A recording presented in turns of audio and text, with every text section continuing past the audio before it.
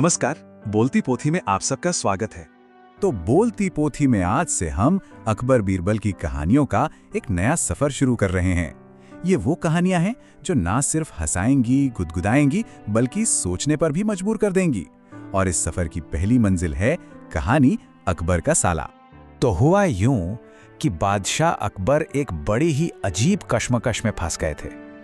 एक तरफ थे उनके सबसे होशियार, सबसे काबिल दरबारी बीरबल, और दूसरी तरफ थे उनके अपने साले साहब।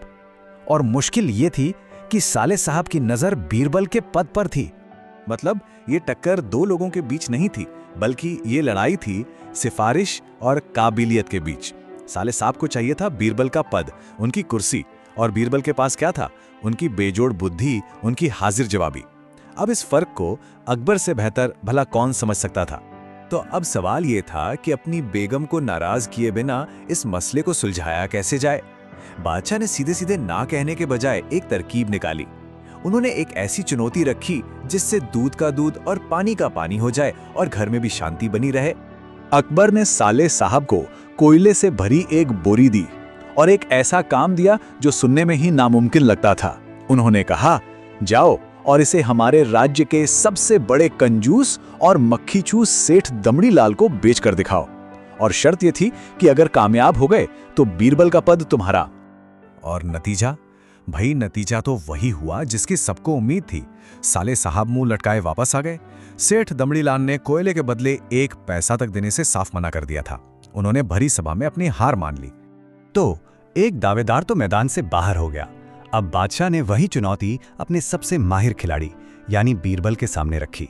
और दोस्तों, यहीं से कहानी ने एक बहुत ही मजेदार मोड़ लिया।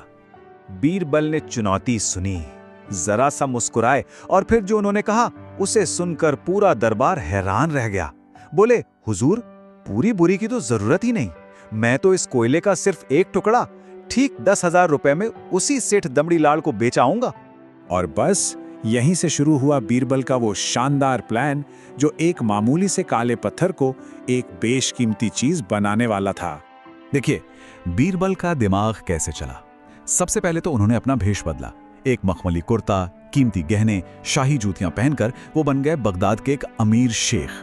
फिर उन्होंने उस कोयले को एकदम बारीक पीसकर सुरमा बनाया और उसे एक चमचमाती डिब्बी में बंद कर दिया। और आखिर में पूरे शहर में ढिंडोरा पिटवा दिया कि बगदाद से एक शेख आए हैं जिनके पास कोई जादुई चीज है। और ये जादुई चीज थी करिश्माई सुरमा। खबर ये फैलाई गई कि इस सुरमे को आंखों में लगाते ही इंसान अपने गुजर चुके पूर्वजों को देख सकता है। और सिर्फ यही नहीं, अगर उन पूर्वजों ने कहीं कोई खजाना गाड़ रखा हो तो वो भी नजर आ जाता है। अब आप ही सोचिए, सेठ दमड़ी लाल जैसे लालची इंसान को फंसाने के लिए इससे बेहतर चारा और क्या हो सकता था। ये खबर शहर में ऐसी फैली जैसे जंगल में आग। और जैसे ही लालची सेठ दमड़ी लाल के कानों तक ये बात पहुंची, वो सब काम छोड़कर दौड़ा दौड़ा उस शेख के पास पहुंच गया। पूर्वजों के गड़े हुए खजाने का लालच उसे सीधा बीरबल के बिछाए जाल में खींच लाया।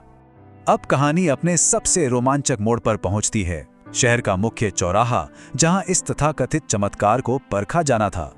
शेख बने बीरबल और सेठ दमड़ी लाल में खूब मोल भाव हुआ। बात 20,000 से शुरू हुई और आखिर में सौदा पक्का हुआ पूरे 10,000 रुपए पर। ठीक उतनी ही रकम जिसका बीरबल ने दरबार में वादा किया था।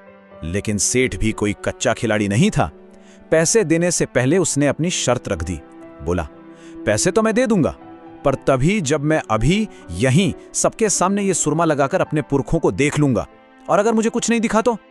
और बस यहीं बीरबल ने अपना आखिरी और सबसे बड़ा दांव खेला। एक ऐसा दांव जिसने सेठ की बोलती बंद कर दी। बीरबल ने भीड़ की तरफ देखकर जोर से ऐलान किया, हम बिल्कुल दिखेगा, लेकिन इस सुरमे की एक खासियत है। ये सिर्फ उसी को पूर्वज दिखाता है जो अपने माँ बाप की असली औलाद हो। अगर आप नाजायज औलाद हैं तो आपको कुछ भी नहीं दिखेगा। अब जरा सोचिए सेठ की हालत। वो एक ऐसे जाल में फंस चुका था जहां से निकलना नामुमकिन था। उसे दिखना तो कुछ था नहीं, लेकिन अगर वो ये बात मान लेता तो भरी भीड़ में अपनी ही पैदाइश पर सवाल खड़ा कर देता। अपने खानदान की इज्जत बचाने के लिए उसने चुपचाप 10,000 रुपए निकाले, बीरबल को दिए और सुरमे की झूठी तारीफ करते हुए वहां से निकल गया। तो इस तरह दिमाग ने लालच और चालाकी पर एक बहुत बड़ी जीत हासिल की और कहानी का अंत हुआ वापस दरबार में, जहां हर किसी को अपना अपना जवाब मिल चुका था। बीरबल दरबार में हाजिर हुए, 10,000 रुपए बादशाह के सामने रखे और पूरी कहानी सुना दी। साले साहब बिना एक लफ्ज बोले सिर झुकाकर वहां से चले गए और उन्होंने फिर कभी बीरबल के पद का नाम तक नहीं लिया। बादशाह अकबर और बीरबल बस एक दूसरे को देखकर मुस्कुरा दिए। ये कहानी अपने पीछे एक बहुत बड़ा सवाल छोड़ जाती है। क्या कोई भी पद, कोई भी सिफारिश असल काबिलियत से बड़ी हो सकती है? बीरबल ने यह साबित कर दिया कि असली ताकत कुर्सी में नहीं, दिमाग में होती है। बीरबल की बुद्धिमानी के ऐसे ही और भी कई मजेदार किस्से हम आप तक लाते रहेंगे। इसे देखने के लिए आपका बहुत बहुत शुक्रिया।